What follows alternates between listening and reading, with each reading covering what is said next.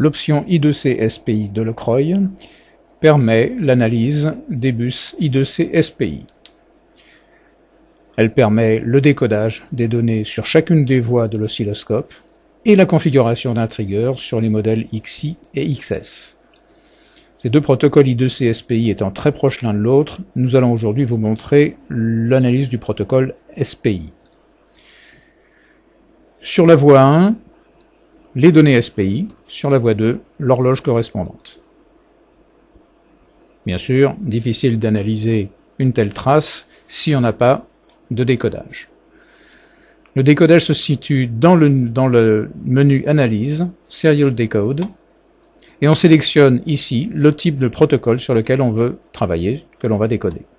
Ici en l'occurrence SIOP, les datas sur C1, les clocks sur C2, et le décodage, je le mets en route. Lecture extrêmement claire du décodage sur la trace, qui peut être faite soit en binaire, soit en hexa, soit en ASCII.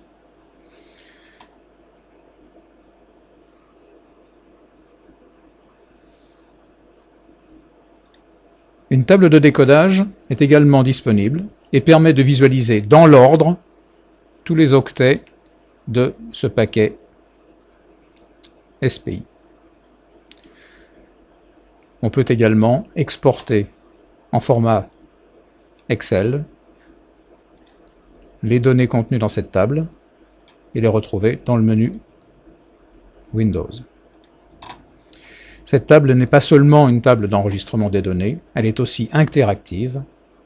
Si je pointe sur un des octets, il va être automatiquement visualisé à l'écran. Sur un autre octet ici, sur un troisième octet là, on voit que chaque fois, je pointe sur cette... Ce qui ne m'empêche pas de pouvoir agir sur le zoom manuellement ou d'explorer la trace.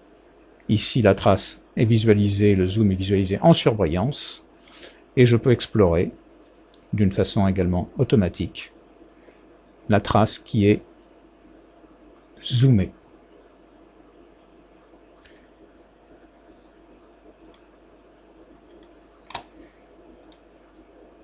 La configuration du trigger se situe dans ce menu où on va choisir le type de protocole SPI, donc SPI simplifié ou SIOP, la trace des datas, la trace des clocks, la configuration de l'horloge du MSB ou du LSB et la trace sur laquelle on va trigger.